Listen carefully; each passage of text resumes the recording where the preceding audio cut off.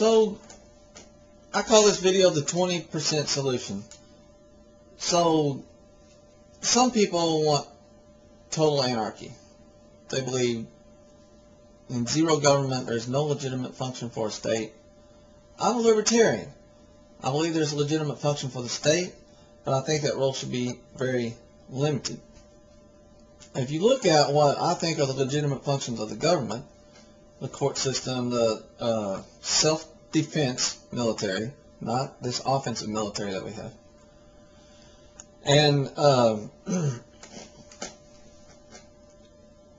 personal protection of life and property, okay, which generally falls under the police.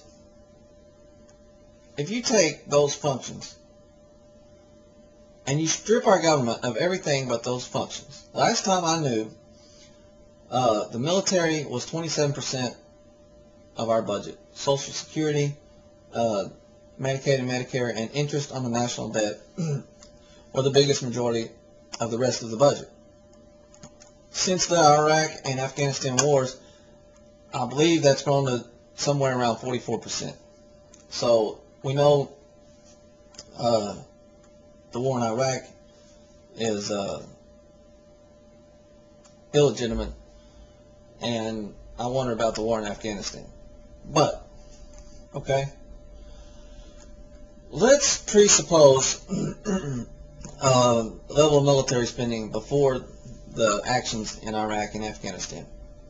They're not even wars, so let's call them actions.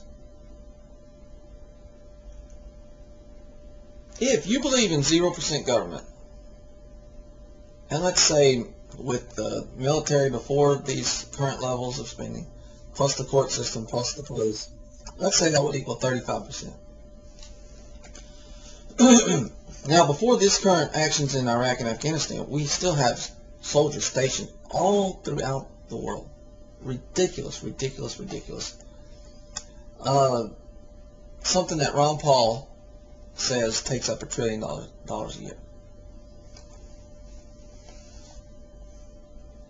Now let's imagine we bring all those home. So we've got pre-Iraq and Afghanistan action levels of spending, plus bringing all the troops home from the occupying forces.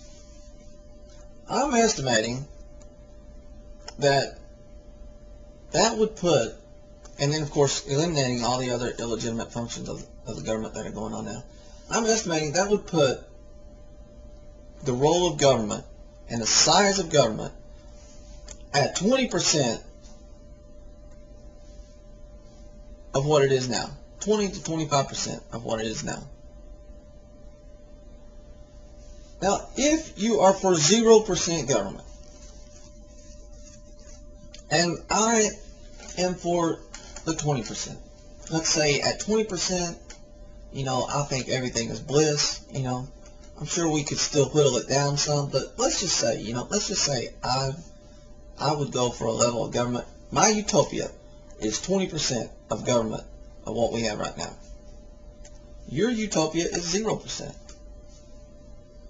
My argument is that either one of us are a long ways away from what we want. But we have to fight for solutions. And we have to promote ideas and support people who propose solutions that point in the direction of where our ultimate utopia lies. Because we know, short of dictatorship, that we cannot eliminate vast sections of government with the stroke of a pen or at the whim of some person. We have to, in this country, convince the majority of our representatives, which doesn't come anything close to meaning the majority of the people, but we have to convince the majority of our representatives that this is the right way to go and then go in this direction. So it's a process. But you would, if we got to that 20%, the anarchist, surely, at 20% of the government that we have now, and 80% of the government we have now eliminated, surely the anarchist would be more happy than with 100% of the government that we have now. Surely. It will be much closer to your utopia than you're presently at. So I know all the conflicting things about the principles of anarchy and not voting because that's contributing to a state, society, and things like that. But if you believe what you say you believe, then you have to take actions that will get the situation closer to what you ultimately want it to be.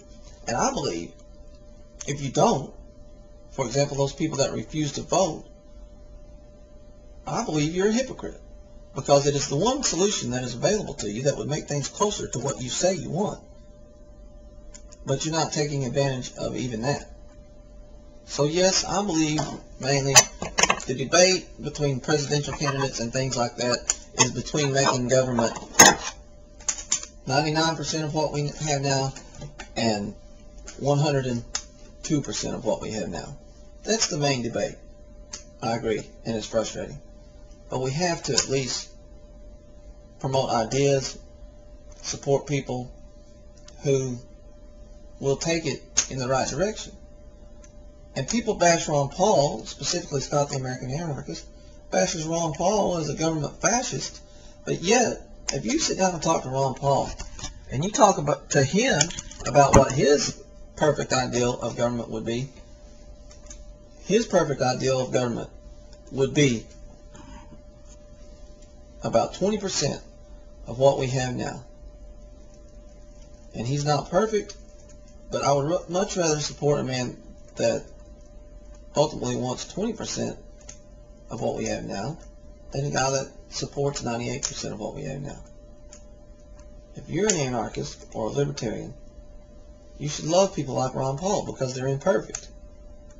But they're closer, or they support ideas that will bring our country much, much, much, much closer to what you want than any of the other current crop of candidates, and than any other candidate that we've seen in a long time.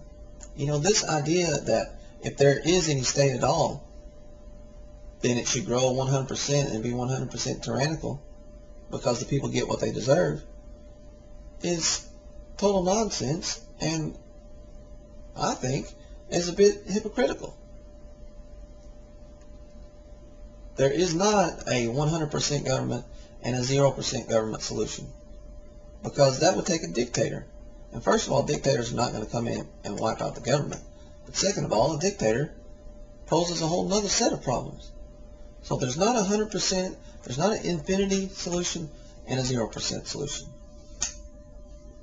There are midpoints in between. And you should promote ideas and support people that believe in solutions that will bring the overall impact of government more towards where you want it. Not all the way to where you want it, because you want it at 0. And I want it at 20%. But we should hope to bring it towards that. It's not a 0%, 100% solution. It's what I call the 20% solution. And it's not perfect, but it's better than 98 or 102%. I guarantee you that. Let's go see who's at my door.